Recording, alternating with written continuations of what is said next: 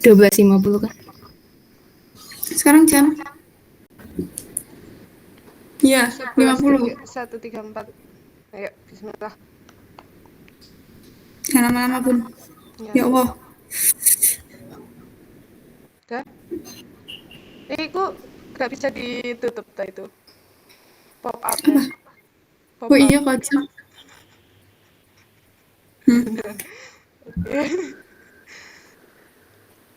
Sudah? 1, 2, 3. Assalamualaikum warahmatullahi wabarakatuh. Kami dari kelompok 8 dari kelas TIJ 2023 akan mempresentasikan perancangan aplikasi pembayaran yang kami beri nama Laba. Next. Kelompok kami beranggotakan yang pertama Hoirunisa Utami dengan 3 digit NIM terakhir 340, lalu ada Ratri Ika Sulfiani dengan 3 digit NIM terakhir 347, lalu saya sendiri Rekedia Ayunavia Fitri dengan 3 digit terakhir di 354. Next. Bab yang akan kita bahas yaitu ada 4. Yang pertama pendahuluan, kedua metodologi, yang ketiga hasil, dan yang keempat kesimpulan dan saran. Next. Bab pertama akan dijelaskan oleh rekan saya, dipersilakan. Oke, yang pertama adalah bagian pendahuluan. Kemajuan teknologi digital mengubah berbagai aspek kehidupan, termasuk halnya keuangan. Generasi milenial dan Z yang akrab dengan teknologi membutuhkan layanan yang cepat dan bernilai tambah. Dalam 5 tahun terakhir, ekonomi digital mendorong pertumbuhan dompet digital serta aplikasi transfer uang, menggantikan metode konvensional. Namun tantangan seperti keamanan, kenyamanan, dan efektivitas masih menjadi perhatian. Sementara itu, pengguna memerlukan statistik keuangan untuk pengambilan keputusan. Dari hal ini, maka hadirlah aplikasi Laba sebagai solusi inovatif yang mengintegrasikan transaksi dan analisis statistik untuk memenuhi kebutuhan pengguna dengan pengalaman yang lebih baik. Next. Tujuan yang pertama yaitu memberikan kemudahan dalam melakukan transaksi dengan keuangan secara cepat. Yang kedua, menyediakan fitur analisis statistik yang membantu pengguna memahami pola dan tren aktivitas keuangan mereka. Next. Yang ketiga adalah manfaat. Pertama, meningkatkan efisiensi dalam melakukan transaksi keuangan sehingga pengguna dapat menghemat waktu dan tenaga. Yang kedua, memberikan wawasan yang lebih mendalam mengenai pengelolaan keuangan melalui fitur statistik yang informatif. Dan yang ketiga yaitu mendorong kebiasaan pengelolaan keuangan yang lebih baik, khususnya bagi para generasi muda yang sedang membangun fondasi keuangan mereka.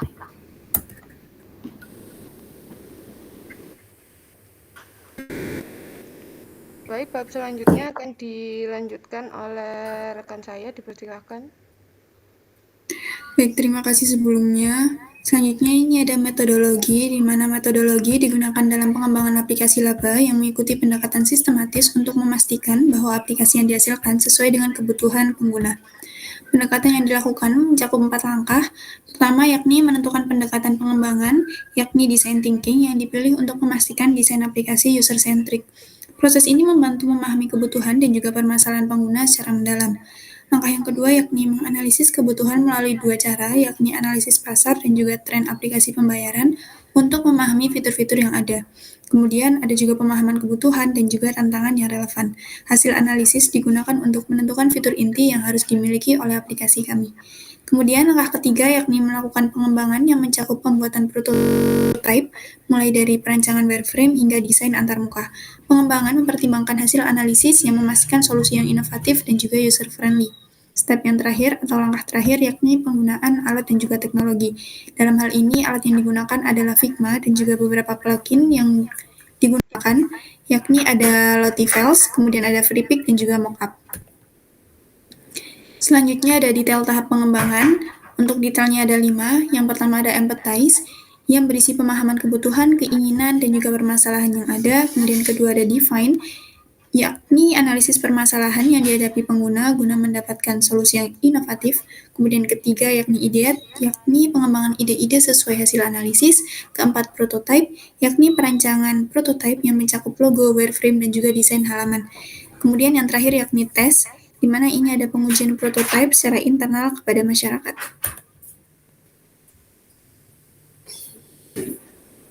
Baik, selanjutnya hasil pembahasan dibagi menjadi 4. Yang pertama ada dashboard, yaitu menampilkan fitur transaksi seperti top up, kirim uang atau send, dan riwayat transaksi atau history. Lalu yang kedua ada statistik yang menyajikan data pendapatan, income, dan pengeluaran atau outcome pengguna dalam bentuk grafik harian, bulanan, atau tahunan. Lalu yang ketiga ada kris, yaitu memungkinkan pengguna melakukan pembayaran dengan memindai barcode. Lalu yang terakhir notif dan profile yang memberikan informasi notifikasi biodata diri, bahasa, pusat bantuan, dan pengaturan aplikasi. Next. Lalu ada halaman antarmuka yang terbagi menjadi 4, yaitu yang pertama tampilan utama, yaitu menyediakan ringkasan transaksi terbaru, grafik, notifikasi penting. Navigasi utama ditempatkan di bagian bawah layar untuk akses cepat. Yang kedua ada menu navigasi yang dirancang dengan ikon intuitif yang mewakili fitur utama seperti transaksi, statistik, pengaturan, dan profil pengguna. Lalu yang ketiga grafik statistik, yaitu menampilkan data pendapatan dan pengeluaran dalam grafik yang bersih dan mudah dipahami. Penggunaan warna yang kontras membantu membedakan kategori transaksi. Lalu yang keempat ada tombol aksi dan pengaturan yang dirancang cukup besar dan mudah dijangkau dengan berbagai opsi seperti preferensi, notifikasi dengan antarmuka sederhana namun lengkap. Next. Lalu prinsip yang diterapkan di desain yaitu konsistensi atau desain elemen UI dan tata letak dijaga seragam di semua halaman. Lalu fleksibilitas dan efisiensi, pengguna dapat mengetahui rekomendasi keuangan dan membuat batas harian sendiri. Lalu feedback pengguna, setiap tindakan seperti transaksi atau pengaturan diberikan umpan balik. Next. Selanjutnya keterbacaan, yaitu tipografi diatur dengan jelas dan konsisten dengan kontras warna yang sesuai. Lalu aksesibilitas, aplikasi mendukung perubahan bahasa, navigasi jelas, dan panduan pengguna. Lalu terakhir estetika, desain terkesan modern dengan warna cerah tidak mencolok, elemen bersih, dan elegan. Next. Lalu di sini ada overview dashboard dan ada step by step-nya. Next. Ini overview untuk bagian profile. Next. Yang akan dijelaskan lebih lanjut di desainnya nanti. Lalu selanjutnya ada statistik. Next. Dan ini beberapa overview yang terdapat di aplikasi. Next. Next. Next. Sebelum ke kesimpulan dan saran, kita akan menampilkan desain dari aplikasi yang sudah kita buat.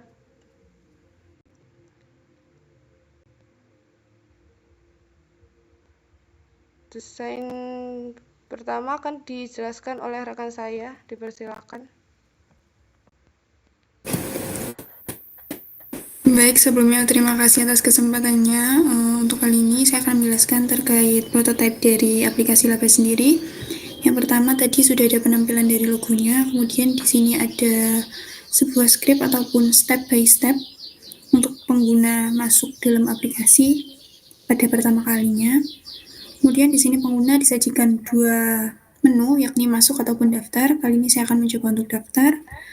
Di sini ada menginputkan biodata diri yang terdiri dari nama, email, nomor telepon, dan juga kata sandi. Setelah berhasil, nanti akan diminta untuk menginput PIN. Untuk PIN-nya ini ada dua kali. Yang pertama yakni PIN biasa, kemudian konfirmasi PIN. Selanjutnya akan ada overlay, yakni pemberitahuan bahwa akun berhasil dibuat. Untuk selanjutnya akan ada pengenalan aplikasi ini yang terdiri dari 3 Ini juga merupakan keuntungan dari menggunakan aplikasi laba. Pada halaman ini ada halaman dari dashboard ataupun homepage, yang mana terdiri dari beberapa section. Di sini pengguna bisa melihat jumlah saldo, kemudian ada top up, transfer, dan juga history. Di sini ada jumlah ataupun tagihan yang mungkin nantinya bisa digunakan pengguna untuk membayar tagihan tersebut, yang terdiri dari tagihan transport, pendidikan, dan juga hiburan.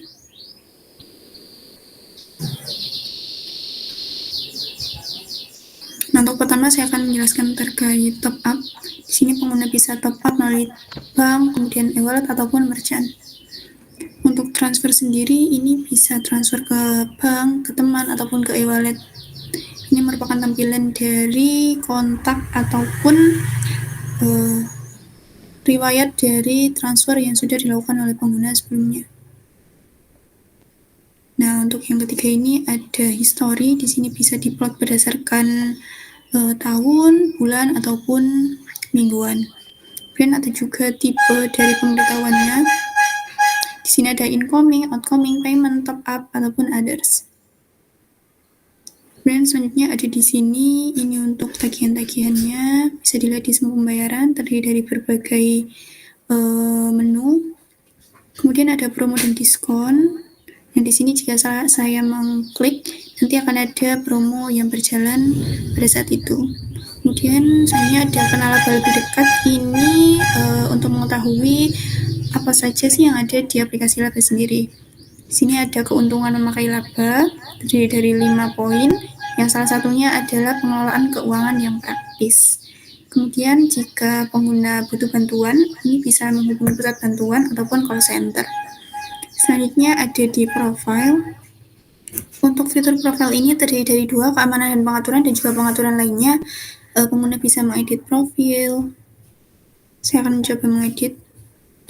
Nah, ini sudah teredit, kemudian bisa juga melihat statistik pengguna, mengubah PIN. Di sini saya akan mencoba mengubah PIN.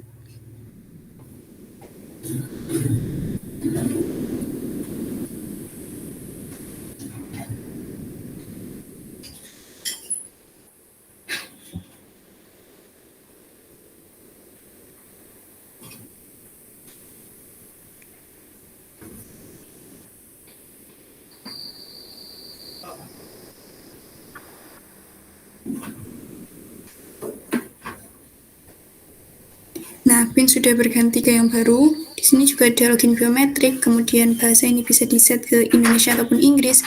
Kemudian ada pemberitahuan privasi, ada pula syarat dan ketentuan, pusat bantuan, dan yang lainnya. Untuk fitur selanjutnya akan dijelaskan oleh rekan saya, jadi saya kembalikan ke moderator.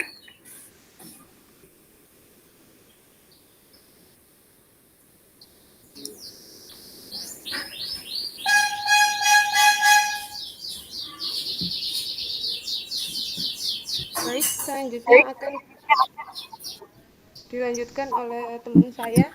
Dipersilakan. Oke, fitur selanjutnya adalah bagian statistik. Di sebelah homepage yang pertama ada TOS yang menyatakan bahwa keuangan tidak seimbang karena pengeluaran dan pemasukan dari pengguna tidak balance.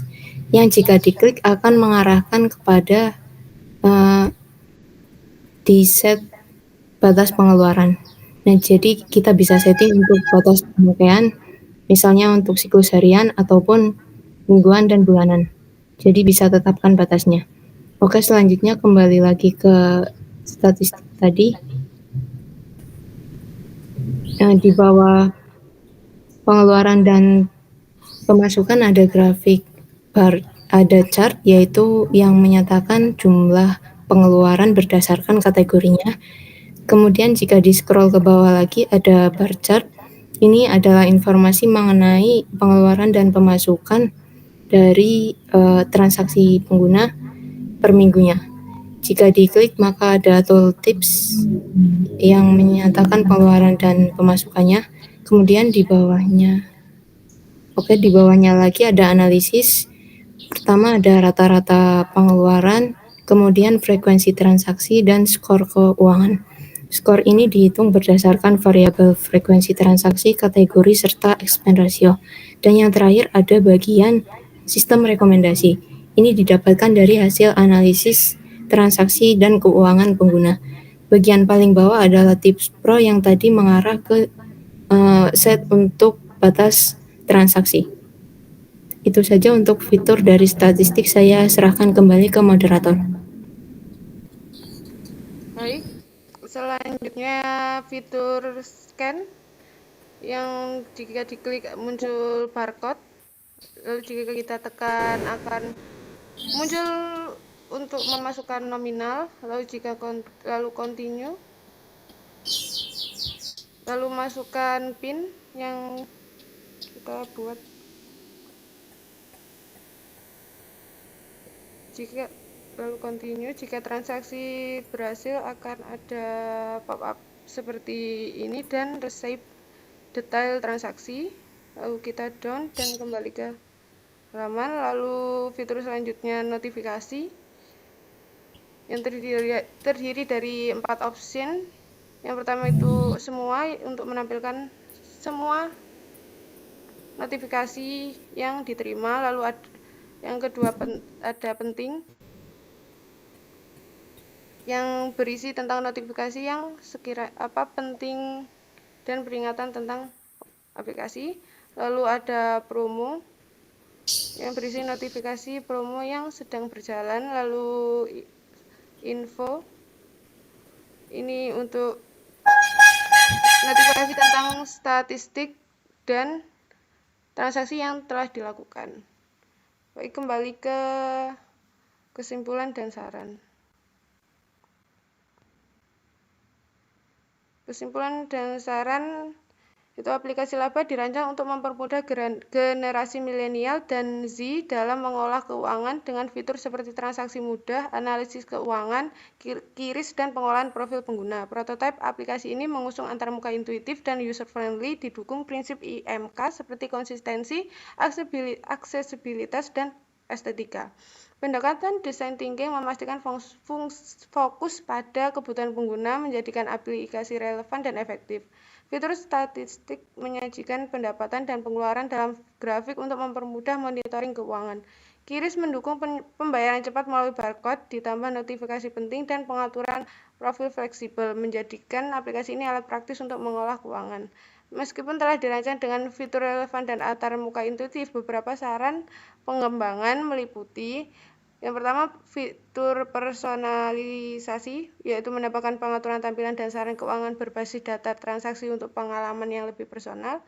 Lalu ada pengujian pengguna, yaitu melibatkan lebih banyak segmen pengguna untuk memahami kebutuhan mereka dan menyempurnakan aplikasi. Dengan saran ini, laba diharapkan dapat terus berkembang menjadi solusi keuangan digital yang lebih lengkap dan adaptif.